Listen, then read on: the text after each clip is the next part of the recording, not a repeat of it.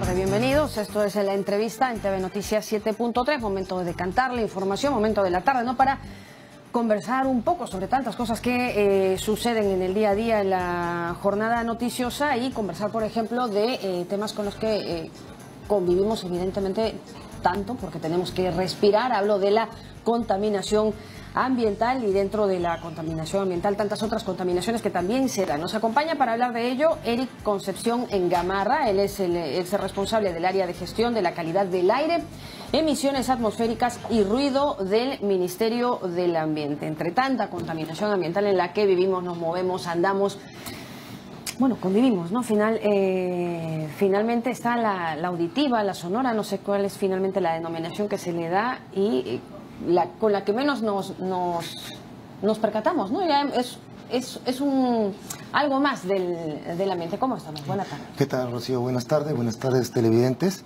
Sí, efectivamente, la contaminación del aire y por ende la contaminación por gases, partículas, además del que has mencionado que es la contaminación sonora, son características de las grandes ciudades, como Lima, Trujillo, Cusco, Arequipa, principalmente ocasionadas pues por la gran acumulación de viviendas, en algunos casos no planificada, y también por digamos, la gran acumulación del transporte, de todo tipo. Pero vamos, acá mencionado viviendas, porque siempre esto un poco que se asocia a solo transporte, pero bueno, no hay impacto cero, ¿no? Pero también las personas generamos efectivamente, cuando hay una no planificada distribución de la población, se producen pues los hacinamientos, la falta de demanda de servicios, las zonas prácticamente donde no hay un revestimiento, no hay parques, no hay pistas, no hay veredas, y eso provoca una resuspensión del polvo, las partículas, domina la informalidad y prácticamente eso causa justamente los problemas de confort que tenemos los limeños y no solamente los de Lima, sino de las grandes ciudades. La falta de planificación es una cosa, bueno, que se desborda por tantas cosas como la contaminación. Menciona, no hay parques, y es que sí, pues no se ha planificado la ciudad, no hay parques, por ahí cualquier esquina más o menos que queda ya ponen 4 columpios y ya está el parque, pero no hay pulmones, ¿no? ¿Cada cuánto espacio más o menos tendría que haber? Hay una recomendación de la Organización Mundial de la Salud de una cantidad de aproximadamente 5 metros cuadrados por habitante, ¿no? Entonces prácticamente aquí tenemos un déficit, creo que tenemos entre 1.5 a 2 metros cuadrados. Es una gran deficiencia de nuestra ciudad que prácticamente estamos ganándole espacio al desierto. Estamos viendo que en Lurín se están construyendo grandes parques industriales, sin embargo todavía la autoridad no está viendo que estos parques industriales van a requerir un amortiguamiento, es decir, las emisiones, el ruido, la cantidad de contaminación que podría generar estas industrias debe ser atenuada mediante estas medidas. Por ejemplo, controlar el crecimiento de áreas verdes, ¿no? Mejorar la ubicación de la población no muy próxima a estas zonas industriales, regular el parque automotor. Hay muchos vehículos de 2 ruedas, motos de 3 ruedas, que prácticamente son motos muy contaminantes, que queman aceite y combustible, ¿no? Que prácticamente deberían prohibirse de importar. Entonces, todas estas medidas es urgente que ya nuestro gobierno implemente una política ambiental y económica que favorezca el desarrollo sostenible. ¿Cuáles se debiera prohibir la importación? ¿Se refiere a las mototaxis? Mototaxis, por ejemplo, que queman aceite y combustible. Ya en gran parte de países de Sudamérica no se importan esas trimoto, que generalmente son de 2 tiempos, que generan mucha contaminación. Más bien se promueve la importación de motos que tienen incluso sistemas de control de emisiones y de ruido. Es un transporte no regulado, Así es. En muchísimas ciudades, sobre todo en el oriente de nuestro país. Es una cantidad inmensa que ingresa, Rocío, todos los años al mercado y no es regulada. Lamentablemente nuestra regulación de transporte todavía no está, no se puede comparar a otras regulaciones como Colombia y Chile, que ya tienen un sistema de homologación, es decir, evalúan que los vehículos que ingresan al país son lo que dicen ser. Es decir, yo ingreso un vehículo, por ejemplo, Euro 4, ¿no? Que tiene muy buen sistema de control de emisiones, ¿no? Pero puedo yo falsificar o dar una declaración jurada falsa y puedo introducir un vehículo de menor calidad y no se puede evaluar porque simplemente no tenemos el sistema de control. Entonces, ¿cómo que no hay sistema de control? No es un sistema, es que solamente se basa en declaraciones juradas, es decir, lo que el propietario declara. La palabra de la gente. Así es. Entonces, ¿qué pasa? Que actualmente el Ministerio de Transporte debe ya trabajar en implementar un sistema de homologación vehicular que lleve a una evaluación técnica, como hace Chile, o documentaria, como hace Colombia, que consulta a la matriz que ha vendido esos vehículos, si estos vehículos realmente son lo que dicen ser. A ver, no estamos hablando de una máquina, no estamos hablando de personas. Estamos hablando de un vehículo, es una tecnología. Lo que quiero decir es de personas que fiscalicen estos vehículos que ingresan. Cuando usted dice un sistema... es un sistema, es decir... Claro. Personas, instalaciones, laboratorios, procedimientos técnicos, es todo un sistema que tiene que implementarse. La propuesta está hecha, no hay eso. En el año 2005 salió el Reglamento Nacional de Vehículos que establecía que esto debía implementarse. Sin embargo, hasta ahora no se ha hecho. Están en pasos muy lentos y urge ya tomar esas medidas. El gobierno, y principalmente el Ministerio de Transporte, debe dar el impulso ya para que este sistema nacional de homologación deba ser implementado y evitar toda esa cantidad de vehículos que están ingresando sin control de calidad y además evaluar aquellos vehículos que están circulando. Hay mucha informalidad y se habla que un 10 a 15% de los vehículos que pasan por los sistemas de fiscalización, las inspecciones técnicas vehiculares, prácticamente no son válidos porque simplemente hay una especie de arreglo, ¿no? Eso se tiene que decir con sus propias letras, porque eso es lo que está pasando. México pasó por lo mismo y sin embargo, mediante políticas de fiscalización más estrictas, fueron ir reduciendo ese gran porcentaje que tenían 30, 40%, lo dijeron ahora 3, 4%. Estamos muy lejos todavía de plantearnos un límite, a lo mejor, para vehículos a gasolina y a petróleo, como ya lo tienen algunos países desarrollados. Me parece que al 2040 ya no entran más vehículos de esas características en Europa. Alemania, quiero decir. Nuestro país, en la última COP que se realizó en Marruecos, firmó una declaración en la cual al 2025 nuestros combustibles debían ser limpios, es decir, con niveles muy bajos de azufre, ¿no? ¿A 2025? A 2025. ¿Eso es ahorita? Y sin embargo, estamos todavía discutiendo el tema de la refinería, si se va o no va, estamos discutiendo si es mejor importar o producir. En la mañana hubo unas declaraciones de gente muy especializada manejando precios, señalaba que incluso la importación de gasolina es más barata que producirla, y sin embargo nosotros producimos una gasolina de baja calidad y la importación de gasolina de buena calidad es más barata. Entonces, ¿a qué estamos apostando? Debemos apostar a tener una gasolina de buena calidad y de bajo precio. Entonces, de ahí tiene que entrar mucho a evaluar nuestra política del Ministerio de Economía. Pero todavía hablamos de combustibles de naturaleza, quiero decir, no estamos hablando todavía vamos a hablar de los combustibles alternativos, por ejemplo, los vehículos eléctricos o los vehículos híbridos. Eso ya no lo veremos, ¿no? Es que justamente, vuelvo a repetir, las políticas económicas todavía no se están orientando a la idea de introducir estos vehículos.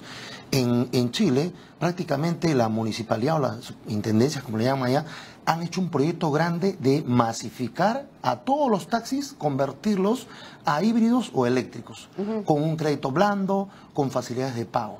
Aquí todavía ni siquiera podemos exonerar a los vehículos eléctricos o híbridos del impuesto del arancel que se cobra por un vehículo nuevo, sea gasolinero o diésel. Entonces, no hay esa política de apoyar la introducción de tecnologías limpias. Se habla mucho, pero en la práctica todavía no hay nada. Se sigue evaluando si conviene o no conviene. Pero ¿cómo no va a convenir un vehículo cero emisiones? Un vehículo que no va a generar ninguna... No, pues pero es que a otros sí les convendrá que no lleguen nunca. Son intereses económicos que tenemos que justamente ver cómo ir reduciendo, porque, como le digo, la homologación vehicular se dispuso que se implementara a partir del año 2005. ¿Qué intereses económicos han primado para que luego de más de 10 años o 12 años esto todavía esté en pañales? Lo peor es que no es algo que no se vea, ¿no? Porque salimos a la calle a manejar y es un horror, o sea, no solo los gases horas perdidas, las horas perdidas por el tráfico. Claro, ahí metidos, atrapados, pero luego no es solo los gases que emanan el parque automotor, sino también muchas veces el ruido que hacen. Hay unos micros que pasan por Conquistadores, señor Concepción Gamarra. ¡Qué barbaridad! Suenan como si fuera un barco, o sea... Nuevamente vamos a la regulación. En nuestra norma sobre vehículos no existe todavía, y han pasado nuevamente otros 12 años, en los cuales no se regula el nivel de las bocinas, por ejemplo. No está regulado. En Europa están entre 70 y 80 decibeles como máximo. Y van a pasar de acá a 2 a 3 años a ser entre 50 y 60. Aquí todavía no, como dice usted, pues hasta podemos poner bocinas de barcos, ¿no? Exagerando, ¿no? Y no pasa nada porque no hay una regulación. Tal cual, y hay otros que retroceden y la lambada. Todo no está suena regulado las bocinas de los vehículos. Eso te lo digo, he revisado la norma y no figura. No, pero es que le creo totalmente, porque eso está en la calle, ¿no? El salir y darse ahí con el bocinazo que nos hace saltar. Tiene que ser regulado, ¿no? Increíble. Y nuestra norma de estándares de calidad ambiental de ruido también es muy antigua y no ha podido ser implementada porque es muy compleja, ¿no?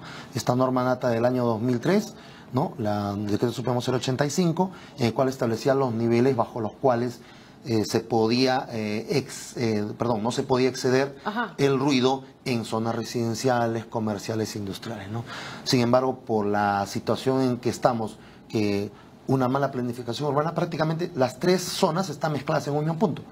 ¿Cuál evaluamos? Por ejemplo, en la zona de la Avenida Argentina ya ha dejado de ser una zona industrial, ahora es comercial y viviendas. Han creado muchas viviendas. Claro. Entonces, es que crece la ciudad y acaba alcanzando la zona industrial y uno tiene de pronto una fábrica frente a su casa. Entonces tenemos que actualizar esa norma. Y esa es la labor que tiene que hacer el Ministerio del Ambiente. Está dejando mucho tiempo de espera para poder reaccionar. Tenemos industrias estratégicas que no son reguladas.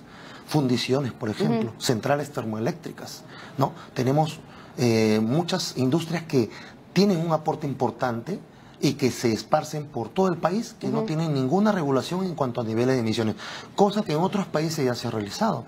Entonces, o luego lo que van dejando, ¿no? Como Tamboraque, que lo estamos conversando, esta los pasivos tremenda ambientales, montaña de relave minero. Hay muchos pasivos ambientales que se tienen al ladito del Rimac, o sea, ante cualquier... Y ante cualquier evento sísmico puede colapsar. Hace poco hubo ahí un enjambre sísmico, ¿no? Que no sé, es como que le llaman tremendo.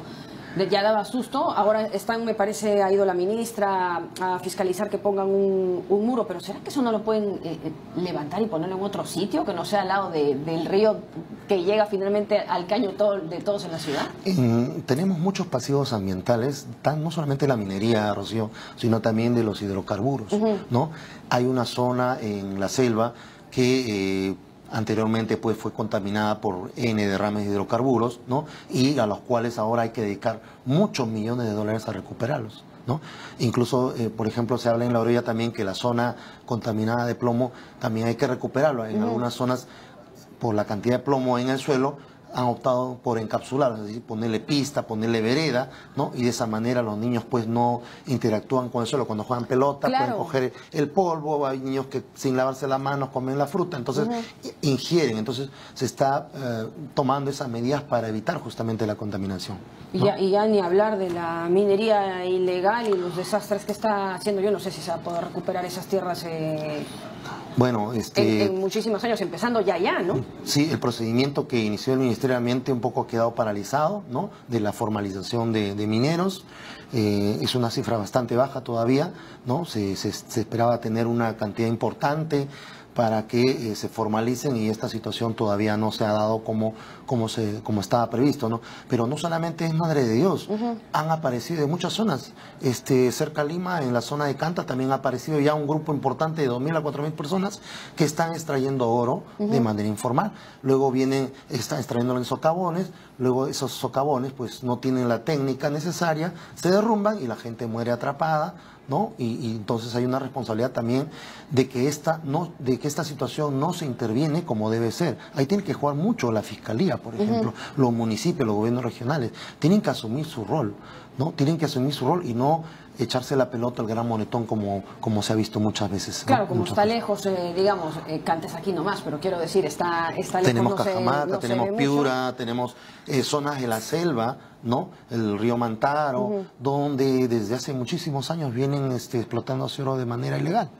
Increíble, señor Concepción Gamarra, tenemos hasta una ciudad por mudar, me parece que en algún momento se quedó en que ya no hay vuelta atrás, se tiene que reubicar Cerro de Pasco, los chicos estaban totalmente afectados y al final, ¿qué fue de esa reubicación? Había una zona que ya estaba muy afectada por la contaminación. Bueno, el tema de Cerro de Pasco es una difícil elección de la población el abandonar su zona donde han vivido por años a zonas donde la empresa minera ha construido una zona pues para ellos poder vivir. En sí hay una especie de una negociación no clara, una persuasión no clara a la población para que tome la decisión, ¿no? Y no es el único caso, Cerro de Pasco, hay muchas otras en las cuales también se ha querido transferir a la población a zonas más seguras por el tema de la minería, pero muchos se resisten a abandonar o también por el tema del costo o las viviendas que no satisfacen las condiciones que ellos requieren, ¿no? Entonces es muy difícil a veces negociar. Está en un caso el ejemplo del metro, ¿no? Ha demorado mucho por el tema de la expropiación, tanto así que el gobierno ha tenido que sacar una nueva ley para expropiación porque estas expropiaciones en base a discusiones, primero con los propietarios, en base a aplicaciones normales, demoran mucho. Entonces vamos a esperar 2, 3, 4, 5 años, es muy difícil, ¿no? Entonces tiene que haber una situación clara en la cual se pueda negociar con la población, ¿no? Y la población también ve satisfechas sus expectativas, ¿no? Porque no se trata de llevarlos tampoco a un sitio donde de repente no van a tener ninguna atención o no van a tener la calidad de vida que ellos quieren, ¿no? Tienen que satisfacer las expectativas de ellos. Claro, el tema es que también con la contaminación a veces no se da no se da cuenta la gente que se está contaminando, ¿no? Pero en muchos es el enemigo invisible. Seguir muy lejos aquí en Lima hacia la zona de Gambetta, Ventanilla, a veces en el mismo aeropuerto hay un olor como a ácido. ¿Qué cosa hay ahí? Es nuevamente producto de la desregulación del parque industrial.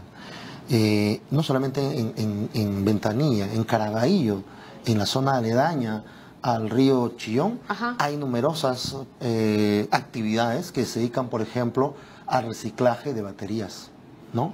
Entonces, si este reciclaje se hace con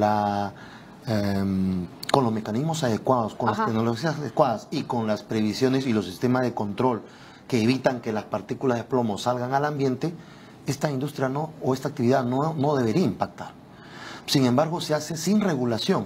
¿Y qué? ¿Huele terrible o qué? Es una cantidad de polvo, de partículas de plomo que son emitidas al ambiente y estas luego son recogidas por la población, como le expliqué hace un momento, con los niños, por ejemplo. En Ventanilla se ha identificado en el distrito de Perú más o menos 220 niños con plomo en sangre mayor a lo permisible, ¿no? Y entonces el OEFA ha dispuesto la paralización de muchas de estas actividades que no tenían o no habían implementado adecuadamente sus procesos. ¿Se da cuenta? Es porque simplemente no había un control adecuado o no había reglas claras que cumplir, ¿no?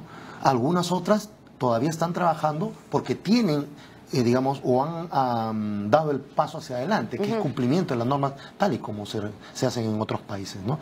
Es decir, la industria que adopta tecnologías para controlar sus emisiones, sus fluentes y sus residuos, son industrias que pueden trabajar sin problemas. Y ¿Pero a cuánto estaremos, señor Concepción Gamarra? Eso depende, ¿no? De nuestras autoridades que se decidan regular. No podemos tampoco caer en el exceso de regulación, pero regulemos lo que vale la pena regular, ¿no? Hagamos regulaciones claras, sencillas, que deben cumplirse en el plazo adecuado. Y también concienticemos a la población. Si la población no es posible que perciba el problema, es muy difícil que también nuestras autoridades reaccionen. Claro. Si no, nuestras autoridades van a pensar que está muy bien todo porque nadie reclama. Claro, y no está bien. Así es. Y no está bien. Muchísimas gracias, señor Eric Concepción Gamarra, por haber conversado con nosotros esta tarde y advertir, ¿no? Advertir finalmente la contaminación, que bueno, no solo es ambiental, está la auditiva, sonora y también la visual. De pronto en muchos sitios está ahí ecografías 3D, 4D, dientes y los paneles demás. luminosos, por ejemplo. Por favor, y eso ya es gobiernos locales. Muchísimas gracias. Ha sido Eric Concepción Gamarra, ex responsable del área de gestión de la calidad del aire, emisiones atmosféricas y ruido del Ministerio del Ambiente. Muchísimo por hacer atención también a las comisiones encargadas en el Congreso. Nos vamos a la pausa. Regresamos con más.